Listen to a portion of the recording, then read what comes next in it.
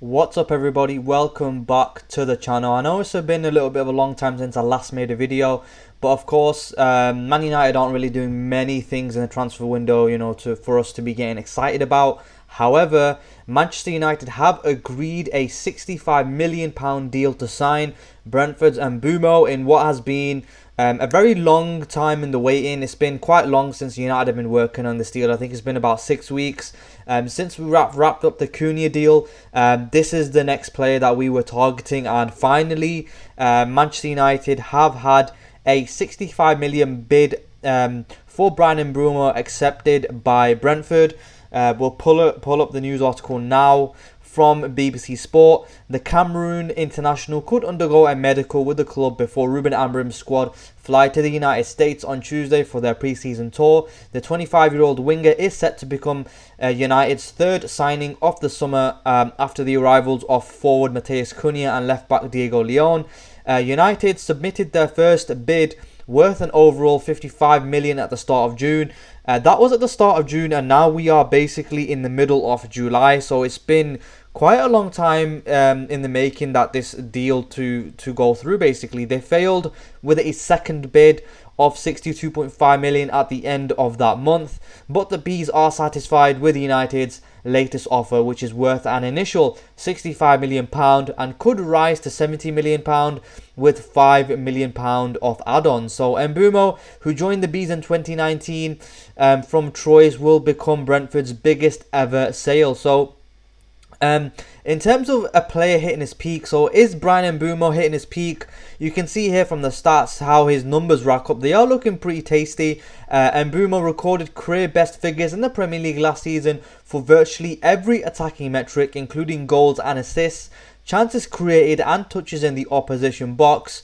With a shot conversion of 23.53%, only Liverpool's Mohamed Salah and Newcastle United's Alexander Isak were more clinical in front of goal. So you can see how Bryan Mbeumo's numbers stack up.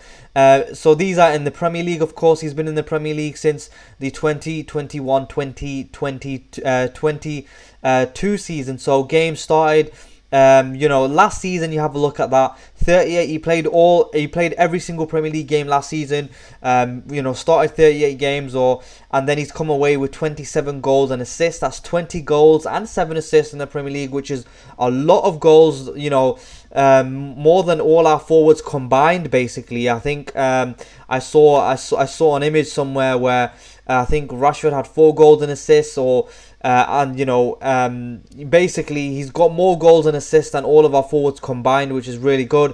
Expected goals 12.26, expected assists 9.26, shots on target 41, chances created 70, touches in the opposition box 177, and possession won in the final third 32 times. So his work rate out of possession is key.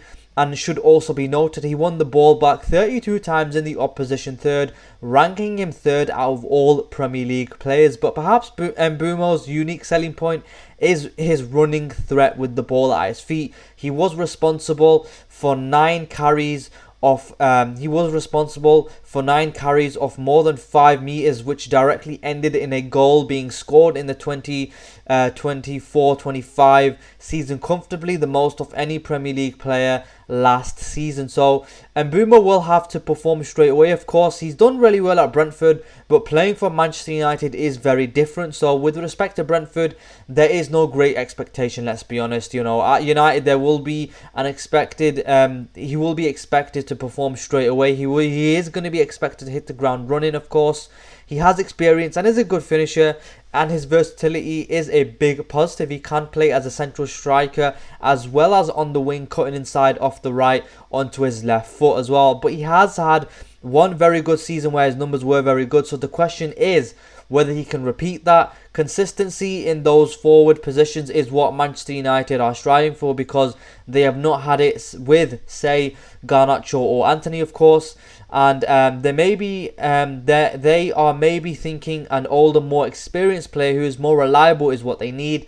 That's Mbeumo. He fits into Ruben Amorim's system, and he fits the bill as proven Premier League quality too. United's attack is clearly an area they need to improve. people talk about how the way they play at the back, with three at the back, what Amorim wants, and it is a difficult system to play at times when you're trying to press high, because all your players have to work hard and really be switched on. That's why he's gone for Mbeumo, because I think he is someone who he feels he can trust in all areas, in and out of possession, with the work rate and energy he needs. He needs, and goals too. So I think this is a really good signing for Manchester United. I think that we are, in terms of one of the Premier League's best performers last season, we are coming away with a really good performer. If we have a look at Premier League goals and assists last season, I'll pull that up for you in just a second now, and then we'll have a look at, in terms of stats, how he compares with everyone else. So if I can just pull that up now, in just a minute. So he is number 4 in terms of top scorers in the Premier League, scoring 20 goals. Erling Haaland scored 22 goals last season, and that's 20 goals coming from the wing, and I think that's really good. He definitely levels up our attack, exponentially, it has to be said, because Marcus Rashford, who was only there for obviously up until January. You had Garnacho there, who's got, I think, eight goals and assists in the Premier League combined last season, which isn't great. So our attacking threat going forward wasn't great last season, and it's good to see that we have basically coming away with Premier League's top performers last season. So let me just try pull up the stats for you. We'll have a look at his FootMob rating as well. But yeah, you know what? It's been a long kind of it's been an annoying transfer window, because we're leaving these kind of deals a little bit late. Obviously, we want them to be involved for pre-season as well. So hopefully he is on the plane to the United States and he can get involved. He can get involved in the pre-season in the United States. So that would be great. And then I think once we possibly sign a striker as well, that would be really decent for us. So I'm just gonna pull up the Premier League's player stats for you, and then we have a look at, because he is the Premier League's kind of top performer from last season as well. So let me just pull that up for you now. So yeah, here are the 2024-25 player stats. Goals, obviously, Mohamed Salah is leading the pack in goals and assists, so he is the top performer there. But you have a look at Bryan Mbeumo here. He's got 20 league goals in the Premier League last season. I think 5 of them were penalties, but nonetheless, you still got to stick him away, you know what I mean? Even though 5 of them were penalties, it's still decent. 20, he's ranked 4, tied with Chris Wood, and of course, only 2 behind Erling Haaland. But like I said, he's playing on the wing, so that's great, kind of great numbers there. Cunha as well with 15 goals. That's great. That's a great return that we're getting there. And in terms of his assists, he's obviously not in the top 10 for assists, but he did come away with, 7 assists in the Premier League last season, and then that's really good. But in terms of assists, you can see Bruno Fernandes there. So I think that we are leveling up our attack to a great kind of level there, because our attack, with the likes of Anthony, Rashford, Sancho, who weren't really involved last season. Our main attackers were Xerxes, Højlund, Garnacho and Bruno. And Xerxes, Højlund and Garnacho, the jury's still out on them for me. I think Garnacho can leave. Personally, I don't think he's good enough. And Højlund as well, he left a lot to be desired from me last season. So we are leveling up our attack to exponentially, in my opinion. And then you have a look, we'll have a look at the stats here. Of course, 20 league goals, 7 assists. He's got a 7.57 rating here in FootMob. But another thing which is really decent as well, he's left-footed as well. So he's going to be really dangerous cutting in from the right wing onto his left foot and striking the ball from distance and from close range as well. So that's going to be really threatening from, he's going to level up that right side. If Ahmad can then play right wing back in behind him, that would be looking really good for us. And then, of course, yeah, you can see here 20 league goals. And then what I else wanted to show you was FootMob ratings as well. So he is in the you can see here Bruno Fernandes is in the top kind of ratings for FootMob here. And then you got Matheus Cunha as well with the 7.46, and above him you've got Bryan Mbeumo 7.57. So it is without a doubt, without a shadow of a doubt, we are purchasing, have bought in Premier League proven players. And that's what we didn't have, in my opinion. If you look at the signing from Garnacho, who was signed about 2 seasons ago, not Premier League proven. Højlund, not Premier League proven. Xerxes, not Premier League proven. And they're all in our attacking areas, and they haven't necessarily performed the way a Manchester United player should. So it's really good that we are going for Premier League proven quality. And you know, I'm happy with the signings as well. You have a look at the FB ref report for Bryan Mbeumo. Obviously not great in terms of versus other attacking midfielders and wingers, but you have a look at the versus forwards. You know, he's got really good a really good FB ref report. So in terms of passes attempted, 97, passes completed, which this isn't too great, but progressive passes, progressive carries, successful take-ons, progressive passes received as well, tackles, which is decent as well in the final third, interceptions. You know, it's good to see that he is kind of performing well in the 90 percentile in all these stats compared to other forwards.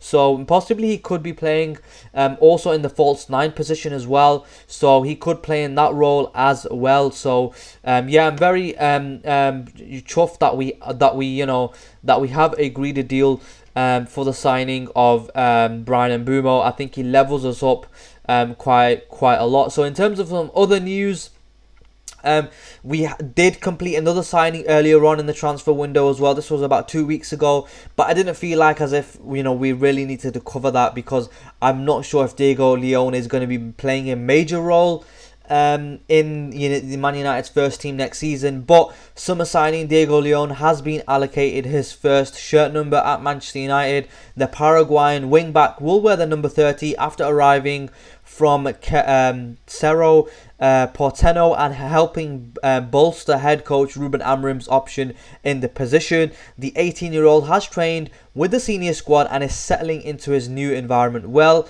Leon previously wore the number 37 and the number 4 for Paraguay's under-20 national team. The number 30 position at United was previously worn by the likes of John O'Shea and Guillermo Varela, and was vacated by keeper Nathan Bishop, who left United in 2023 and recently moved to Sunderland, from Sunderland to AFC Wimbledon. Reds fans may get a chance to see South American import in action during the pre-season friendly against Leeds United in Sweden. So yeah, in terms of that's it. In terms of Manchester United news, you know, it is still you know, it's been a long time coming completing this deal. I have of course been a little bit frustrated and obviously not making too many videos as well, because I can't be bothered you know, making videos on speculation. You know, transfer rumors, it gets a little bit boring saying the same thing over and over again.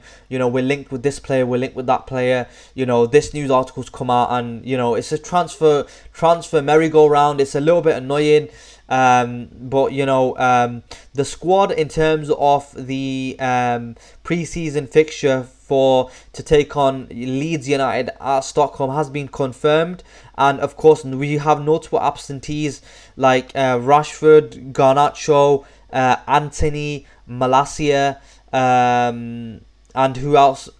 Someone else I can't really remember. There were the 5 players that have been linked away with a move from United. 5 players linked away.